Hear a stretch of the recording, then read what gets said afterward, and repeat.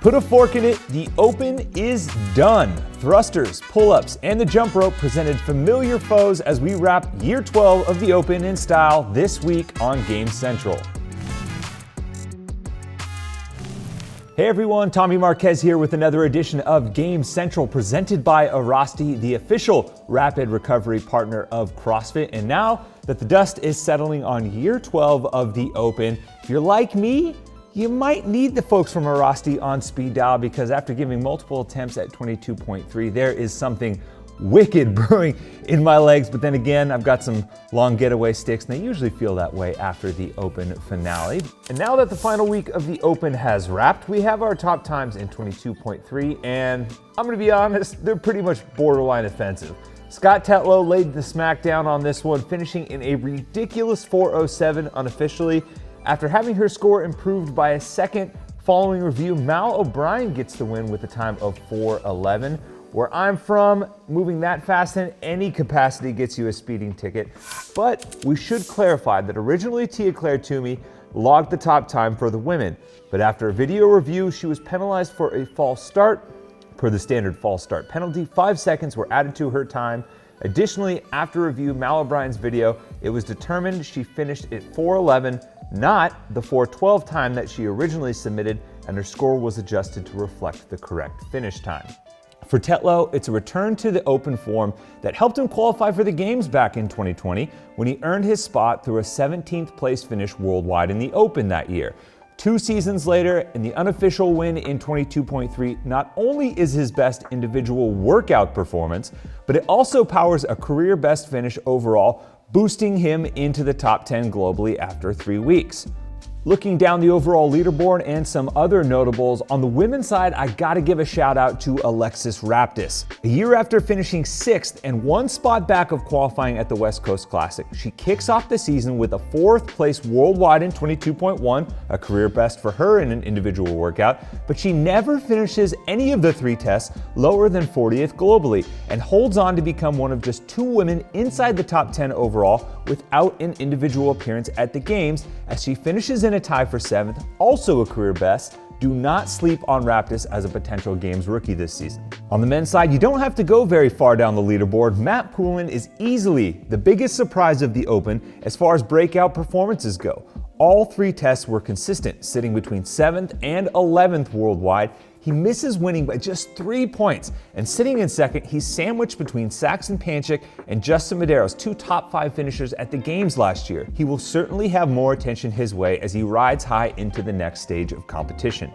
Switching over now to the age group divisions and my 35 to 39 division that I had the pleasure of competing in. And no surprises as some of the familiar names on this list show up yet again. Lucy McGonigal makes it a clean sweep, winning all 3 workouts. Sam Dancer makes his presence known in the 35 to 39 division, winning the Open in his first year of eligibility.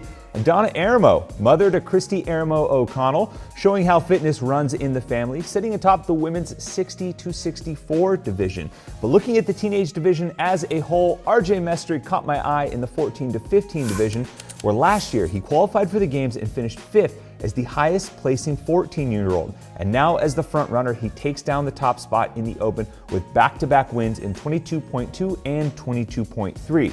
For the Masters division, Julia Roggio holds it down for the women's 40 to 44 division by bookending her Open with wins in 22.1 and 22.3. Last season, the representative from Italy finished 15th at the Games in the same division, but qualified in 12th. With spots at the Games trimmed down to just 10 this season, an improvement in an online format such as this is certainly a boost for her chances to make a 2nd straight trip to Madison. Moving over to the adaptive divisions and your unofficial leaders after 3 weeks, we got a pair of defending champs in the upper extremity and lower extremity. Casey Ackrey holding it down for the men, Valerie Cohen in the lower extremity holding it down for the women. We've got some short stature champions in Timothy Murray and Satara and Miazga. All of these results are still unofficial. Looking at this list, I wanted to highlight 2 athletes that I think were basically attached at the hip this entire Open season and even dating back to last season. Kim Dekeyrel representing the women's vision adaptive division, and then Tom Miazga, the seated with hip division for the men. Both athletes had 5 points overall. Both athletes went first overall in 22.1, third in 22.2, and then another win to bookend their competition in 22.3, and both won last year. So they're trying to defend this season with an added stage of competition, and so far the results look very good for these two athletes. Taking a look now at the top 10 leaderboard for individuals unofficially, and here are your top performers on the men's side. CrossFit Games champ Justin Medeiros has his best finish ever in the Open, taking third, and 3 surprises so far. I use that in air quotes. The previously mentioned Matt Poulin, Phil Toon, and Victor Lundal all finished 6th or better to keep the momentum going strong into the quarters. Colton Mertens builds off his rookie appearance at the Games last year with a career best finish in the Open this year, taking 4th overall. But it's Saxon Panchik taking down the top spot a week after appearing in the 22.2 Open announcement. And apparently, throwing down with Tia and Brooke Wells has its perks, because Panchik sits atop the leaderboard a year after his best finish at the Games in 2021, but this season he relocated to Nashville to join the proven training crew alongside Toomey and Wells, and now could become the 7th man in the 12-year history of the Open to claim the crown.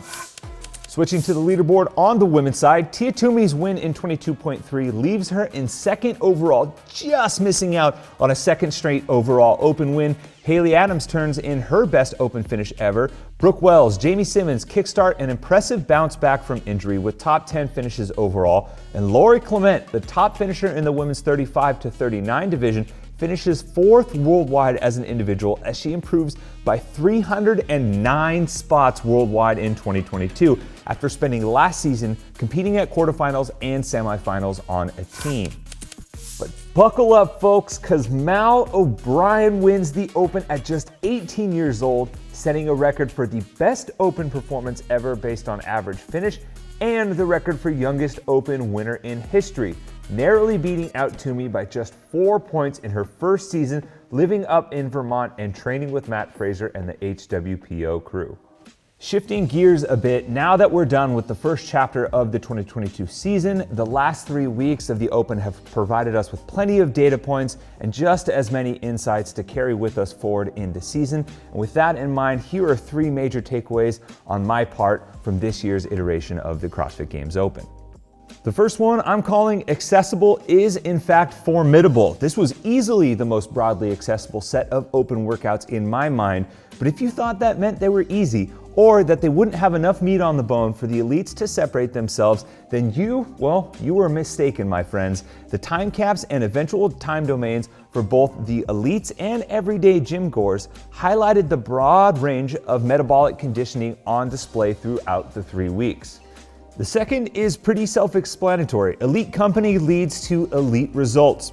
Both of the Open winners this year uprooted their lives and moved locations to train alongside some very elite company. For Mal O'Brien, it was heading north to Vermont to learn from the 5-time fittest man on earth, Matt Fraser.